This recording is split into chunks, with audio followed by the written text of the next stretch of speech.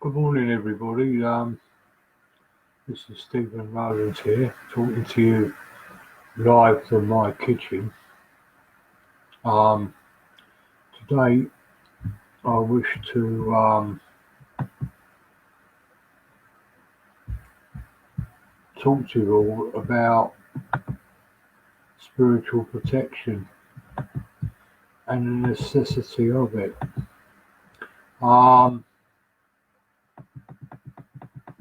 Sorry, folks, I'm just scrolling down here. Perhaps I should take no notice of what's going on the right hand side of the screen. Right. Spiritual protection. After last week's or Sunday's live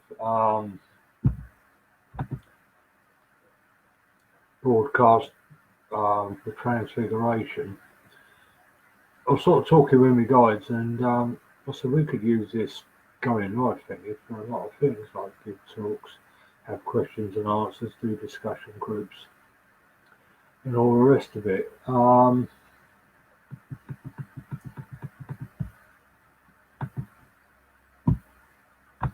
they sort of come along and said, yeah, why don't we do some talks and stuff like that?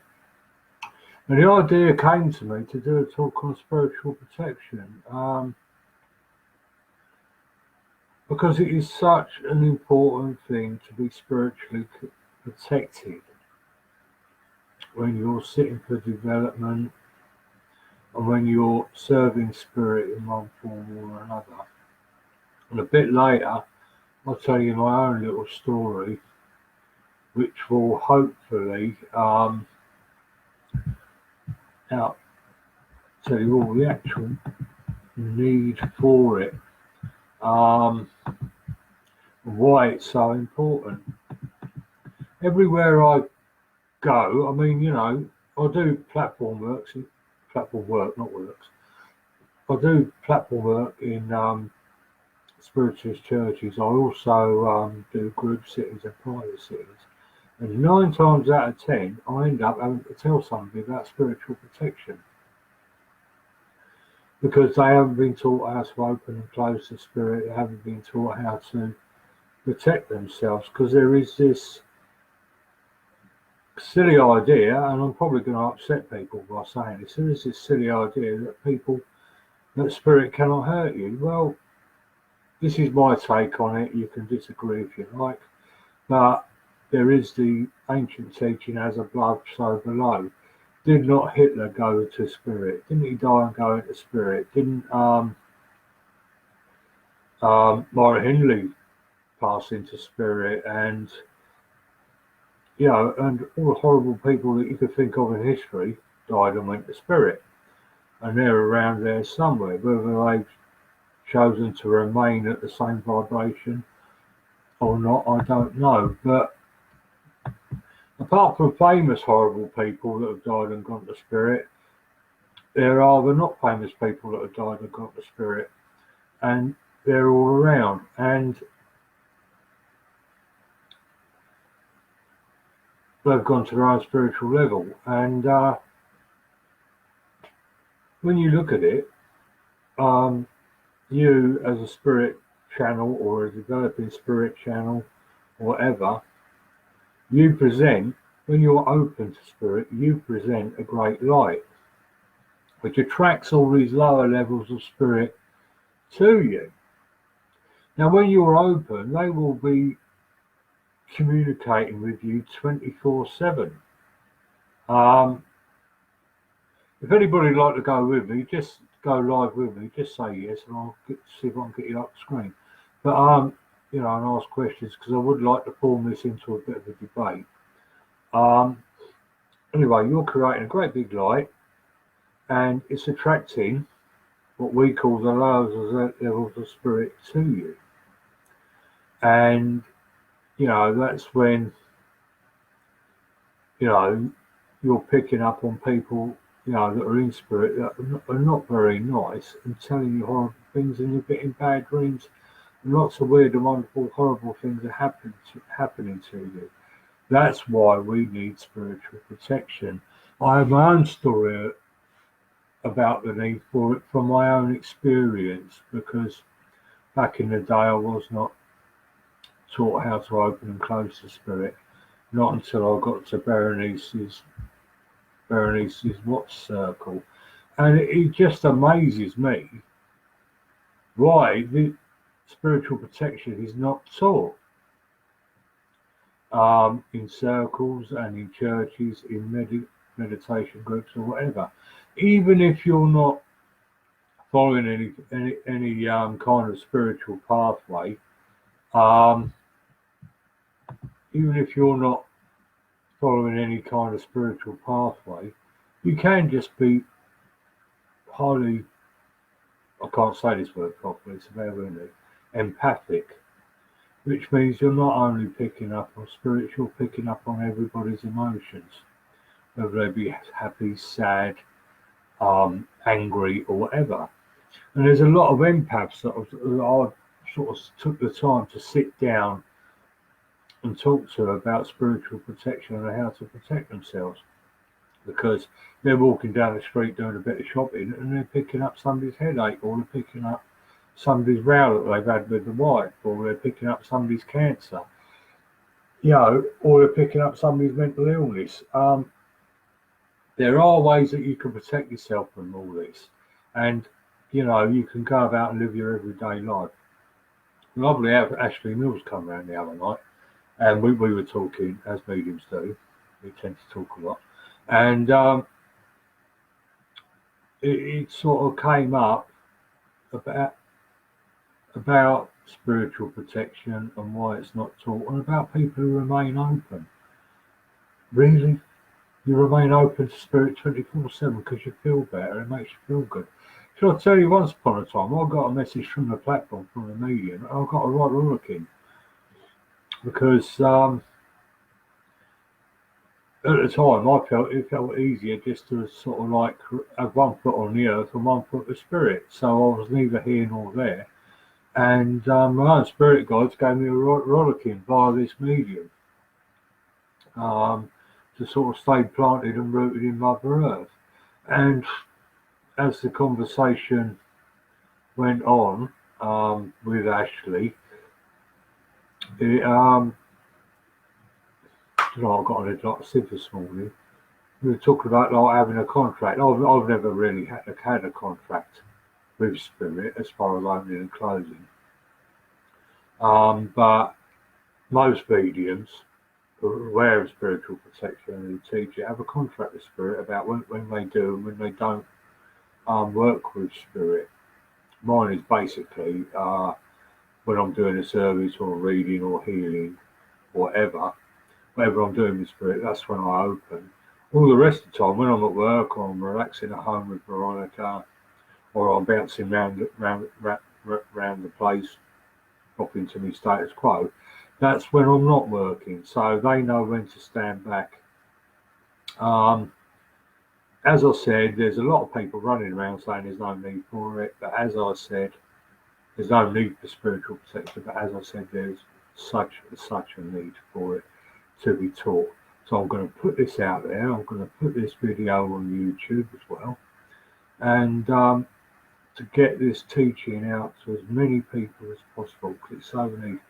Because as I said, virtually every time I do a service or a sitting, 9 times out of 10 I'm teaching the person or persons about spiritual protection. So anyway, let's go way back into the mists of time when I was a little lad and Shep was a pup and all the rest of it. I sat in 3 development circles,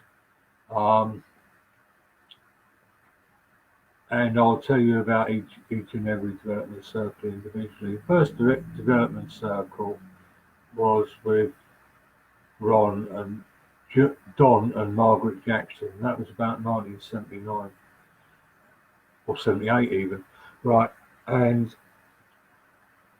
it was a very good circle. It's sort of like, it was good for the basics, but it's one of them circles where you just sit down, shut up and see what happens, which I later on sort of came to find out there's lots of things you can do to learn how to link with spirit and to work with spirit. But that aside, it was a very is my first experience in spiritual development. But I wasn't taught how to close. I was taught how to open, but I wasn't taught how to close. Anyway, for a few weeks, everything was fine. And anyway, the members of this circle, there was me, Marjorie, was it Marjorie? And Don, and there was another couple there, I forget their names, but there's a lady and a gentleman there. And for a few weeks, everything was fine. They were picking up stuff from spirit, and I was just sitting there, a bit of a dope, really. And after a little while, I felt like my body was being pushed forward and being pushed back and being pushed to the sides, like that. And this went on for another 2 or 3 weeks. Little did I know that it was spirit adjusting to my body, right? And then after about 4 or 5 weeks, I'm sitting there, and actually this is the first time I've ever saw transfiguration, which is good. I'm sitting there, and I looked over at Don, and his head disappeared.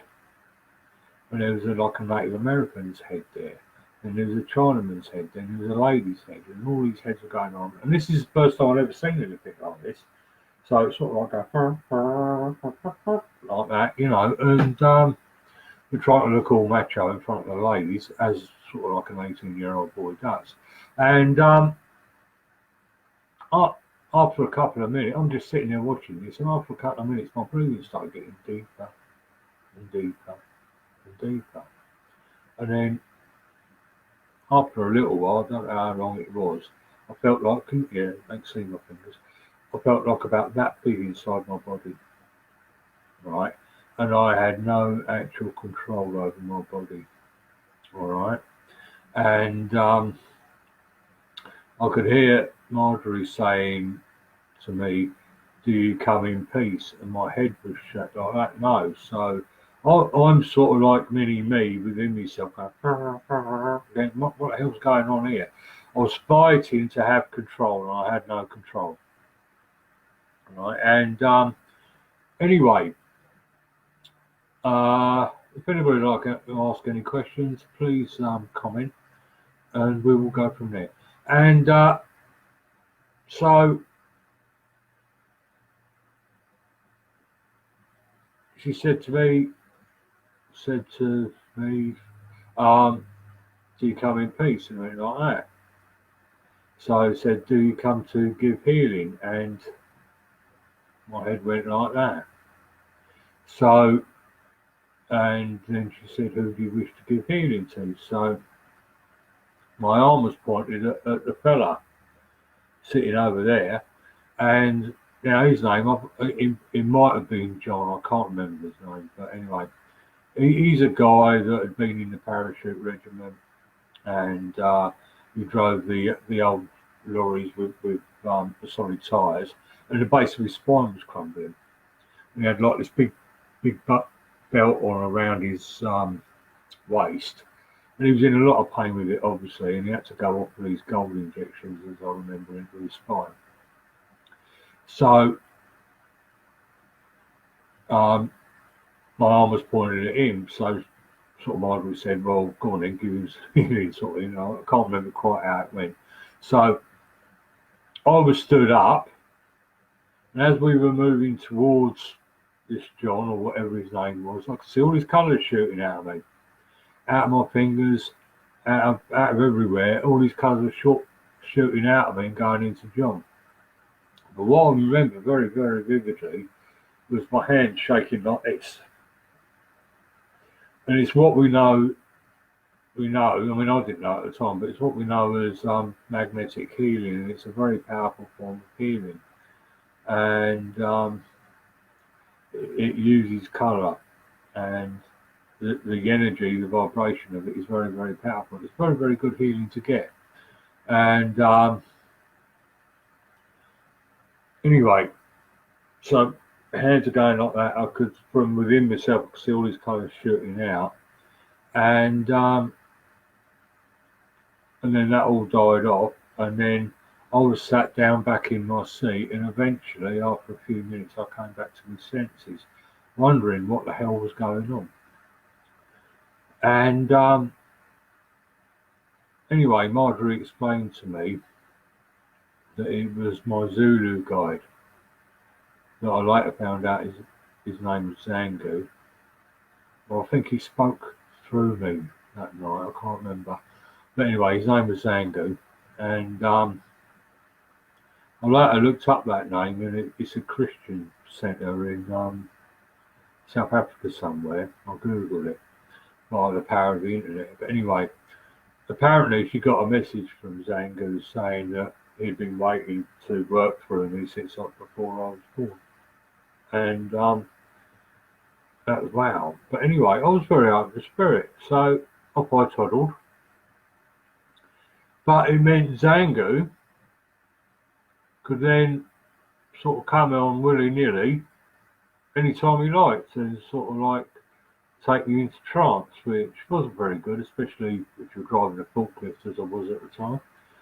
Or you're in the pub with your mates, or you're with your girlfriend that I was with at the time, or whatever, right?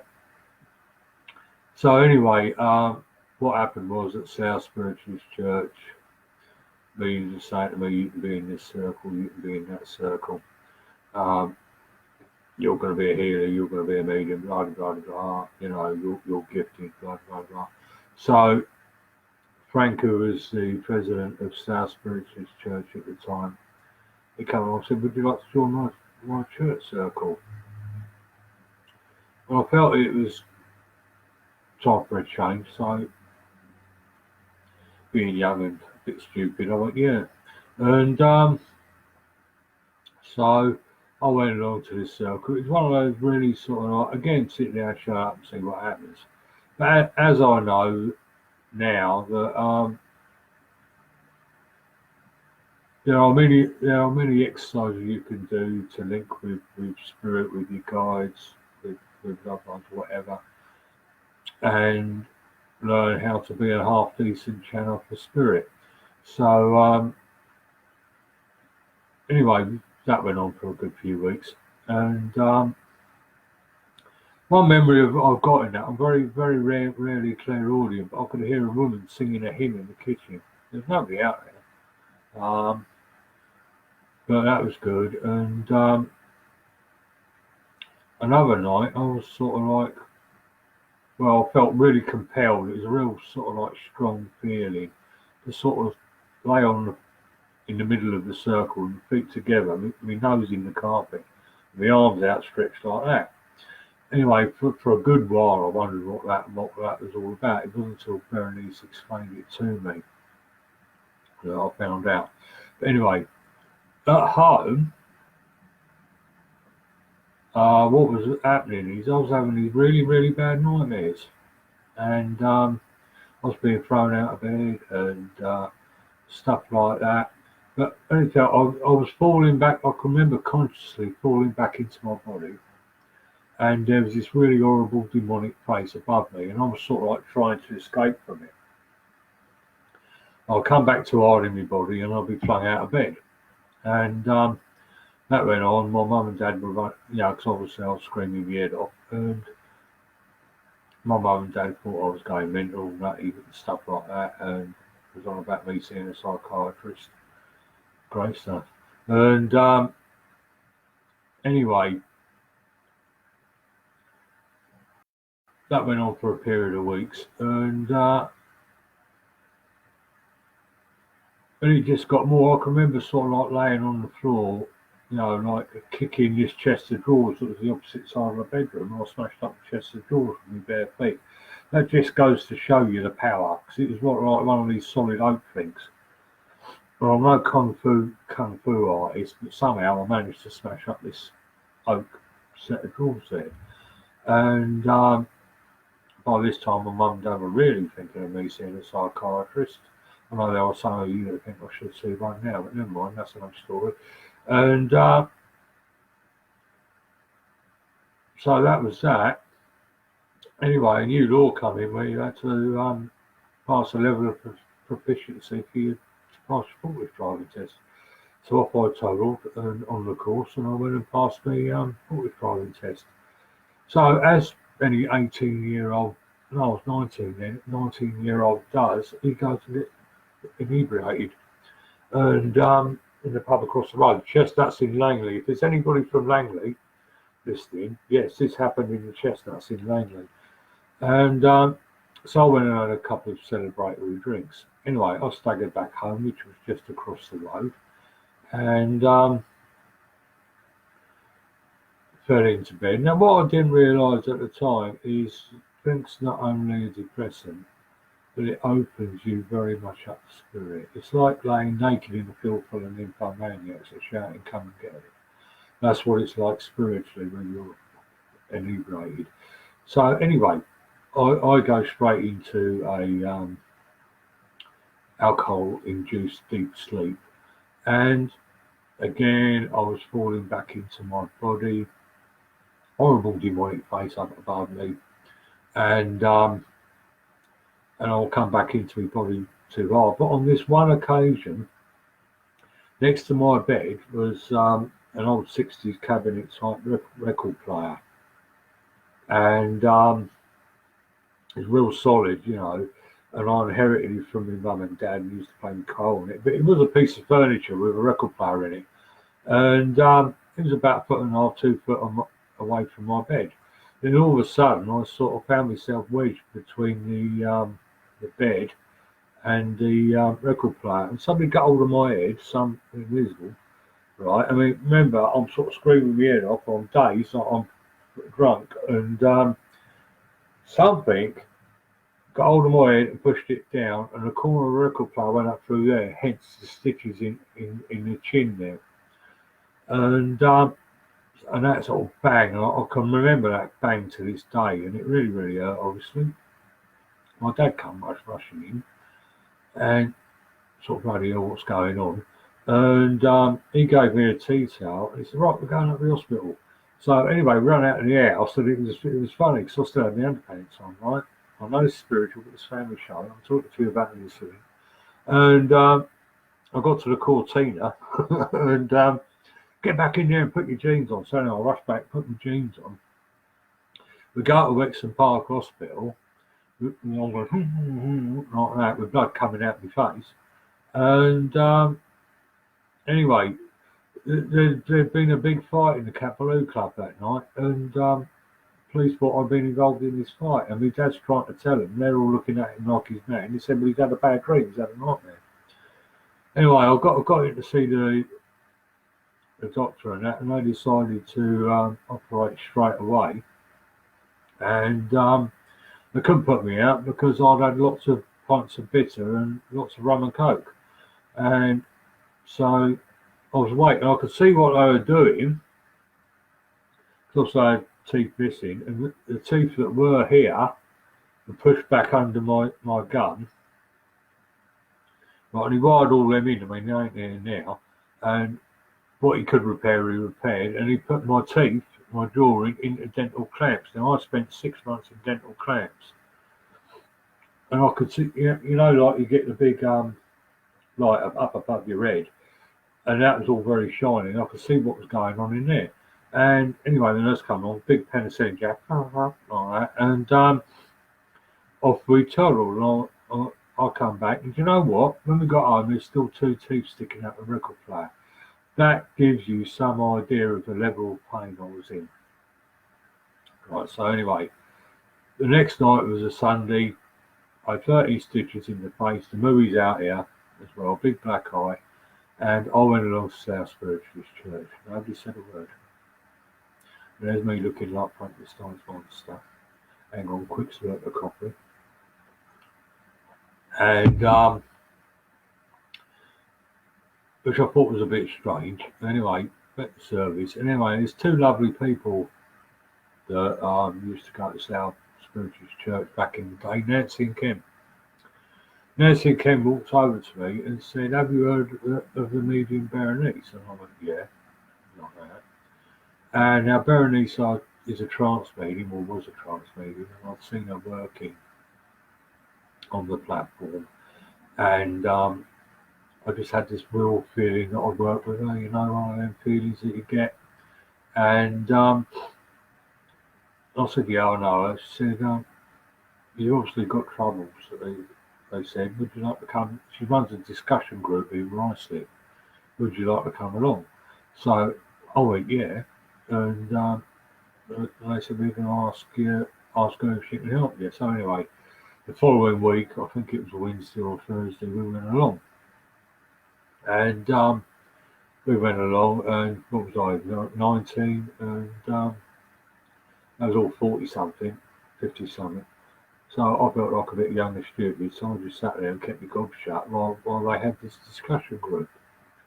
And then afterwards, it's cup of tea time, and I was asked to, I was introduced to Berenice. And Nancy and Ken said to Berenice, Steve's got some problems, can you help him out? And she took one look at me, she said, it's going to take more than 5 minutes to sort you out. And I'll never forget that, and it's a lovely memory. Come round next week to our house, and let's see if we can sort you out. So anyway, on my little Honda went 125, I went to Riceley the following week, and she explained all the need for learning how to close down, that you shouldn't be open 24/7, and about the levels of spirit.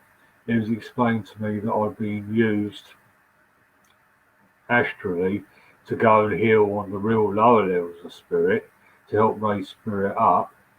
And as I was coming back, I was bringing the horribles with me. Whether you believe that or not, I don't know, but this is what's true in my experience. In fact, if you don't know, sometimes it's the fact that we don't know until we experience, but this is what happened to me. And it explained to me about the mind being like a camera, about giving off our light and all this bit, and all the things being attracted to our light. And luckily, she invited me into her circle, and I was taught to close down. And I was only allowed to open up to spirit when we sat there once a week in Berenice's circle. My Zulu guide, Zangu, I was taught how to control him because, as I said before, he was just sort of taking me willy-nilly. And, and yeah, so I remember because she was a trance medium, she used to teach us trance, and each guide, we had to bring a guide close, and, each guide would be given a subject, and I was made to hold my Zangu back until it was his turn to talk. But it was a good exercise, and it's one I'll never forget. My guides were given a rollicking, because believe it or not, folks, your guides are responsible for you.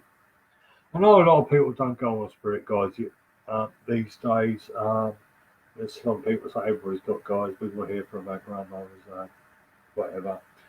But guides are very, very important in spiritual development. I will get rid of that arrow. Guides are very important in spiritual development. Without them, you're knackered, really.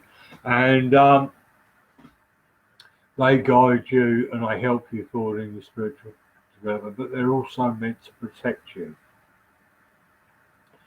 And it is to teach you whatever's taken out during whatever work you do, that is put any energy that's taken from you when you're serving spirit is put back in. So my guides were given a massive rollicking. It came out that Zangu, my Zulu guide, although he was all very keen and all the rest of it, he had to learn how to work through a physical channel. There you go, people. There are guides that have to learn to work through a physical channel. All right, and to respect it.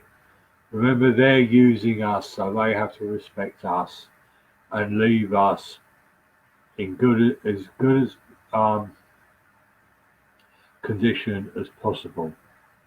Okay, because basically they're using us. So we're good enough to say, hey, come and use me. So they should look after us. It's just like looking after your car. You don't, you keep topping it up with all the water and you look after it so it don't conk out. All right. But also we have to have our lives in balance. We have to, we live in a material earth plane. We live in You know, we have to work, we have to live, you know. We have to have time with our own loved ones, with our husbands, wives, girlfriends, boyfriends, or just time to sit and chill out and start taking a cup of tea. You know, we need our own time as well. That's why we have these contracts. Say, right, I'll serve you there, there, and there. This is my time, and that's how it went on. And I was so glad that I was taught spiritual protection. Okay, there are those that believe that you don't need it, and I've had many a um, conversation with people who say that. But all I can say to those people is perhaps you've never experienced what I have, or experienced what many people have. Okay, or you're just naturally very protective. But the need for spiritual protection is very, very real for a lot of us, and I intend to teach it. The easiest way to spiritually protect yourself is for mental protection. And those of you, there's only 8 people listening, but never mind. Welcome, 8 people. It's lovely to see you here. And I'm 7 people now. And the easiest way to protect yourself is to mentally imagine like a wall around yourself. I imagine a blue-green wall around yourself. Okay. And what I do is, it's in prayer, it's in a form of meditation. I ask God for protection, I ask my angels and guides for protection. I also ask my loved ones for protection, because our loved ones do come along. My dad's sort of very regular with me. My grandparents are very regular with me. So I ask them for protection as well. And then I visualise my wall of protection around me, and stating that nothing negative to me can get through this wall. And also, I ask that the angels, guides, and loved ones that are standing in protection make sure the protection is from around themselves, so nothing bad can get at them. That is mental protection, and it protects you from a lot of things, especially for those empaths that are out there that are experiencing all sorts of emotions from other people, even world emotions with a state of war. There's wars going on somewhere, isn't there? That's just a simple little way that you can protect yourselves. There are deeper ways, there are more stronger ways of protecting yourself. You know, the violet bubble's a good one for that. But it's all about mental visualization and contacting what we call God, what I believe is creation, our angels and our guides and our loved ones, and asking for it, connecting with them and asking for it, and mentally visualizing it around you. It will protect you from so much. If that doesn't work, there are more powerful levels of protection that you can go to. If you've got a blue and green wall around you, like I do, just imagine yourself locked in a cell or whatever. But only come out of that blue and green wall or whatever when you're working. But having said that, even when I'm working spiritually, whether it's a public demonstration, private reading, giving healing, last week's transfiguration, did a prayer for protection with that as well. As we said, as above, so below. Anything I do with spirit, I ask for protection. I even ask for protection for myself and Veronica on a daily basis, because even though we're going to work, you know, because obviously my Veronica sits with me, and you know, she's very much involved with it. So I ask for protection for her on a daily basis, because obviously while she's sitting with me and me and the guys are doing our stuff, she's opening to spirit as well. And what was I going to say? I've forgotten what I was going to say. Typical. This is 58-year-old forgetfulness. But you know, as I said, throughout the daily lives, I remember once in Berenice's circle. Right, as I said, it was general development, and part of that general development was trance. Ian's guide, Lee came through here one night and said, Berenice, you've asked for protection for yourself, which you yeah. He said, what about the kids sleep upstairs? Berenice saying you should do. Because while you're opening to spirit inviting people in, you've got to have that protection, because if they can't get through, the lower levels can't get through to you, they'll get through to your children. Alright? So from there on, and Berenice did have a bit of a row with Lee, but Lee won the day, and because he was right, and so then we included prayers for protection. And every time I work for spirit, I ask for protection for those around me. And as I said, because my Veronica's involved with what I do and with what me and Spirit do, which opens her up to Spirit, I get protection put around her. And that's basically, in a nutshell, why I believe spiritual protection is important, because I do not want anybody experiencing what I experience. I know I've sort of told you in summary, and it's very short. Once, I mean, I was about 17 stone at the time, and I was lifted physically up out of bed. I was floating above the bed. That just shows you some of the power that's involved. All right. So I believe it's very important. I hope as many people watch this, as many people question it, because you don't learn anything unless you question. I don't learn anything unless I'm answering questions. So, please, if you're there, you're still hanging out with me. If you've not been taught how to open and close to spirit and you're in a circle, please get your circle leader to teach you how to open and close. If not, I will teach you my form of opening and closing. And there's an old saying when I was when I was a young lad, it's very easy to open the spirit, but it's very hard to close. And that's simply because if you don't close, they will be on you 24/7. It's great if you've got angels around you 24/7. It's great if you've got sort of like super enlightened spiritual beings around you 24/7. If you've got something horrible around you, it's not so good. Alright? So please ask for that protection. Learn how to open and close properly. Now, I think I've said enough. Would anybody like to ask any questions or not? Okay. Is anybody typing? No. Right. So, and if you're in charge of a circle and you've not been teaching it, please teach it. How to open, how to close. Do you know the first thing I teach is how to close. And once everybody's sort of like super closed, then I'll teach them how to open. And we go from there. Alright? So please learn how to close first. And it will mean you will have a happier time learning and growing the spirit. This is what it's all about, everybody. It's about learning and growing the spirit. My spiritual development didn't stop in 1980. Alright. As time's gone on, I've been learning different bits and pieces from spirit as I've been working with them, from my own life experiences, from what my guides have come and told me. Okay. From answering questions that I haven't known the answer to, I've had to go back to my guide and say, oh, what's the answer? And, we never ever stop learning, but there are these people that think, oh, right, I'm of a certain standard, I can go running around doing demonstrations or private cities or whatever. Wrong. We never ever stop learning. Alright?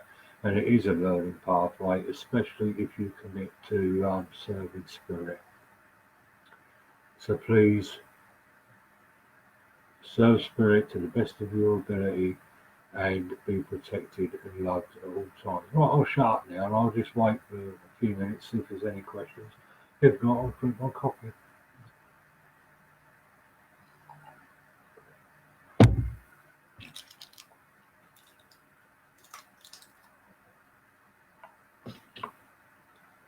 All very quiet this morning, isn't it? I'm just about to migraine on boys. Right.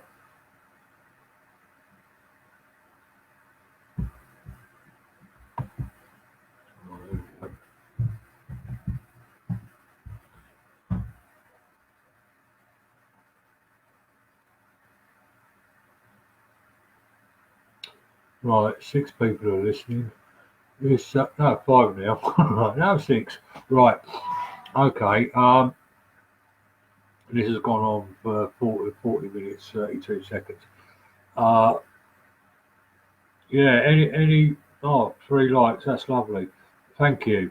I can see some lovely spiritualist people, some lovely spiritual people that are here, and some mediums and stuff like that. So please take out the message and the teaching of spiritual protection with you. I don't know those that do platforms like myself. How many times have you had to talk to somebody about spiritual protection? It's lots. In my experience, it's lots. Okay. Um, there are those, especially people that are empathic, that come to me and I teach them what I've just been talking about protection. But sometimes that's not enough because they're just incredibly aware. So we just make it stronger. You know, it's like leaving all your money in a cardboard box. Obviously, the thief's going to come along and take it, so you put it in the safe, don't you? As simple as that. Okay. Or if the safe don't work, you put it in Fort Knox, and so on and so on and so on. You know, your money is your life. I'm not talking about money as in pounds, shillings, and pence. Your value, your true value, and my value is your life. All right. Now, when spirit choose to communicate through you in any form, they have to respect that life. Spirit are valuable to us, but we are also valuable to them because they need us to communicate through, and we need them to communicate so we can bring the message out to as many people as possible. So it's a two-way street, you know. So it's rock and roll. If you're in a circle, hopefully, you know, the medium involved in that circle is very, very knowledgeable and they can teach you all this stuff. And if you've got any guys that need to learn to work through a physical channel in whichever form, they can help to teach that spirit guide as well. Okay. Little story about Zango. Zango went on to be a fantastic, he's just a very powerful healer. He can also be very gentle, he can also be very powerful. He's part of what I call my wrecking crew.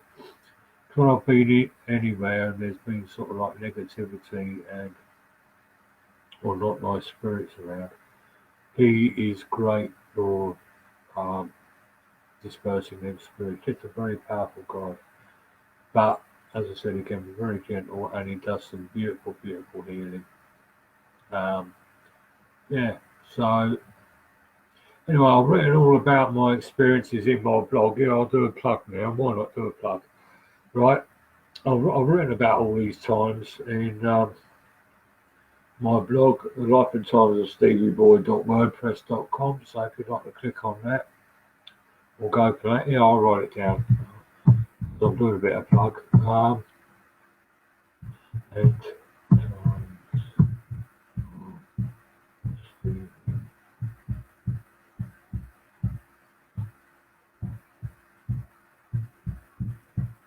Pardon me, I'm typing.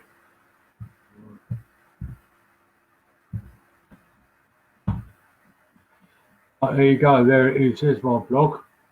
I've described all these.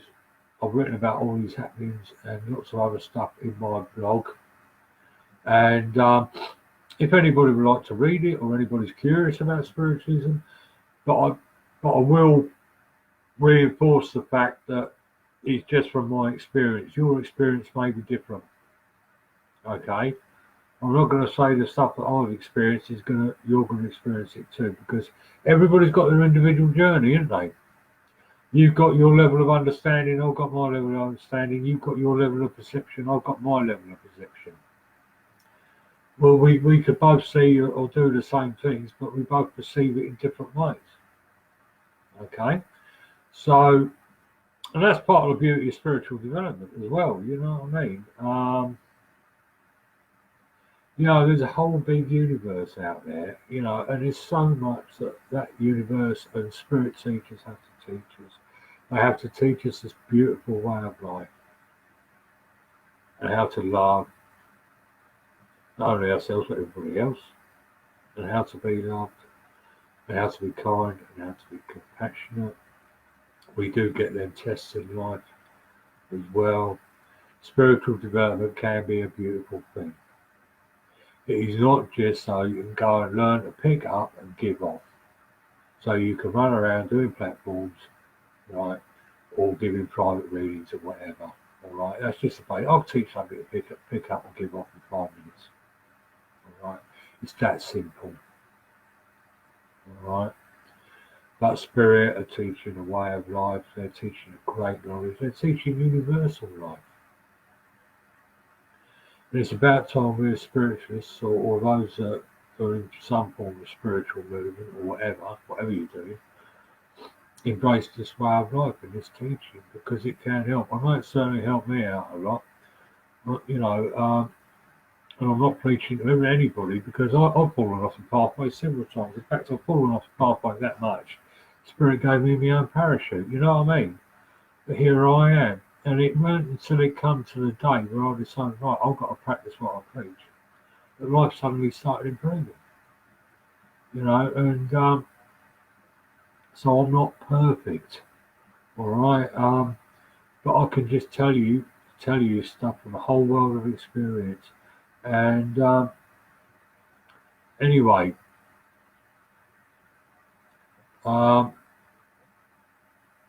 once you start practicing what you preach, and to quote a friend of mine, the lovely Jane Lorraine Goodman, I really hope she's tuning in, because she's a wonderful medium, wonderful friend, love her to bits, all right? She's in the blog there as well. And it's live and speak your truth through an open heart. And that's what I've been doing for the last 8 years, living and speaking my truth through an open heart. And everything's been fan-dabby-dozy since then. Yes, there have been hard times. But yes, through practicing what I preach and embracing the teachings of Spirit, things have become a hell of a lot easier. Alright? We are here on this planet to learn and grow, and to love. Alright? To create. Alright? So, please, with Spirit guidance, Spirit teaching, the Spirit love, learn, love, grow, and laugh as well, and have some fun along the way. I've got into this Facebook Live thing, and I see it as a good way of getting the message of what I feel is important, what Spirit feel is important out there. All right. Me and the lovely Marina, we served a centre up in High Wycombe the other week. Lovely, lovely people. And do you know what impressed me about that place? Actually, Doc, was the lovely Fifi Singer chaired for us, and had to do an address, which I just thought it just good because it was centre. I just thought, I was just belt out the messages. You know what I mean? Sorry, I do talk every day, Langley Slough, Quote style, so I'll apologise if it's not all spiritualisty or the rest of it, but I just talk to me. I just thought we had to belt out the messages to people, but it was a divine service, and the address, so I was nominated between myself and Marina to do the address. So I linked in with my guides. They come along and we did the address. Do you know what really impressed me about that? The people actually listening. I don't know about you people that may be here that serve on platform, all right, especially for a divine service, a Sunday service, where you're giving the address. How many people look as if they're half asleep or can't be interested, want you to shut up to give the readings? Yeah? Well, to me, folks, the address that is given to the medium, which is the inspired address that's given through the medium, is the message for all. It's a message from Spirit. All right? The message is that you receive after that your personal messages from your loved ones or your spirit guides. And what really impressed me with that little service was that people were actually listening. So we had to, like what I call true spiritualists, they want to listen and practice the teachings of Spirit. And that to me was wonderful. So blessings to all at High Wycombe Spiritual Centre. I'll forget what you call yourselves, all right, so I do apologise. Blessings to Ashley Dartwood. Blessings to the lovely Fifi Singh. I hope you're cheering for us again, because you've got a lovely energy you have, mate. And that'll be good if you're cheering for us. Me and the lovely Marina will be visiting you at May this year, I believe. And yeah, we're really looking forward to visiting you all. But please, Spirit are teaching a way of life. And in spiritual development, they're teaching you a way of life. They're not just teaching you how to connect and how to give off, they're teaching you a way of life so that you can give them teachings of love, kindness, compassion, universal love, unconditional love, to help it grow within yourself. And to be vessels for that universal unconditional love, for that kindness and compassion to share it with all. To be an example for Spirit. We don't have to be like the Jehovah's Witnesses and go banging on people's doors and all the rest of it. You know, saying, right, this is our way, you should really believe in it because we're right. There's no right or wrong. That's what I love about spiritual teaching. There's no right or wrong. You just, you just find a way that's right for you. I was always taught to question Spirit. And I'm going to share that with you all now. Please question Spirit. Make them work harder. I like to be, through that teaching, I like to be questioned because it makes me work harder. It makes my guides work harder. They are teaching this beautiful way of life. And do you know what, currently it struck me when I was thinking about doing all this going live malarkey. What we used to talk about years ago was being a vessel for Spirit. Let's discuss that for a minute. Quick coffee. And a vessel for Spirit. When you're being a channel for Spirit, you're being a vessel for Spirit. Now, I may not be putting this in the right way, but we have to, the teaching of being a vessel for Spirit is simply we have to create the right environment for Spirit to work in. If we're horrible, we're not giving Spirit a very nice place to work through, are we? Most people we're not. Right, so I'll do a little voice as well. And but if we're loving, kind and compassionate and we practice and we make the teachings of Spirit our way of life, with kindness, compassion, love, universal love, unconditional love, then within ourselves, that's where we're creating a beautiful place for Spirit to work. And that's what being a vessel for Spirit is. How many people have never heard that before? I'd be interested to know that. But that's what was that's what we used to talk about a lot, right back in the late 70s, early 80s, about being a vessel for Spirit. And sadly, all that seems to be missing now, this day and age. But I hope it comes back, because, it gives old crocs like me something to talk about. Okay, that's old ones. And, so, once you have that universal unconditional love within you, you can see so much. To me, it's about heightening your awareness. It's not about increasing your mental ability to receive spirit, to give messages. It's about heightening your awareness with love, kindness, compassion, and all the teachings of it, and all the teachings that we will experience through it. It will um, make your awareness grow, and you'll be able to see, feel, and do so much more spiritually. Okay? I describe myself as a jack of all trades and master of none. There's a lot of stuff I could do, but these days, that me and Spirit could do together, but these days we get, right, give messages, give messages, give messages, which is great because it gives loved ones the opportunity to communicate, but Spirit also needs to teach. Alright, so let's have a balance with the messages from loved ones and the teachings of Spirit.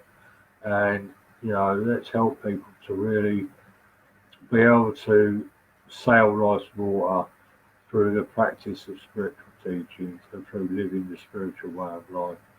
Okay? Because it is a way of life more than anything else. And I've forgotten what I was going to say. I've got something really good to say then, and I've forgotten it. Again, you have to bear with me because I'm 58 years old and I get forgetful.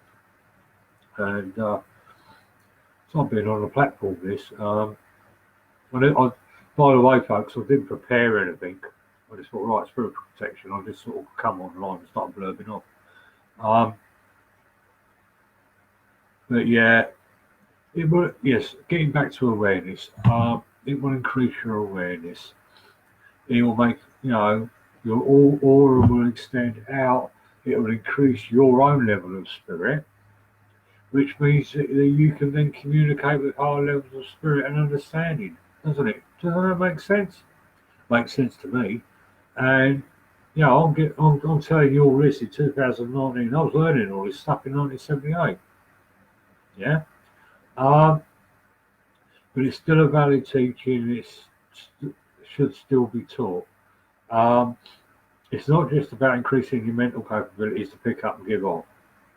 There's so much more that we can do through increasing our awareness of life, spirit, and the way of life, and actually living that way of life. And it will take us up through the levels of spirit. We are actually, believe it or not, on this earth. I know the earth plane's a low vibration. I know we live in the material world where lots of horrible things happen, and the main thing that's running this world, sadly, is money. The value of life, which is our real money, is sort of like shoved to one side to the expense of bits of coloured paper and shiny coins. You know what I mean? But the heart, the spirit, and the soul is of real value, and that's what we should be concentrating on, not only within ourselves, but sharing that beautiful thing with everybody else. And that's what I'm trying to do today, believe it or not. Anybody got any questions on spiritual protection? Doesn't look like they have. All right. Okay. I'm blurbing off now, so I'm going to shut up. If anybody would like to make any comments on what I've said, to disagree or to agree or not, please feel free to do so. Right. Thank you all kindly for listening. I did go off a bit there, didn't I? Thank you all kindly for listening. I'm going to go away now because I've got to clean my boots ready for work and get prepared for tonight's service. It's been lovely speaking to those of you that listen. Anyway, take care, light, love and blessings to you all.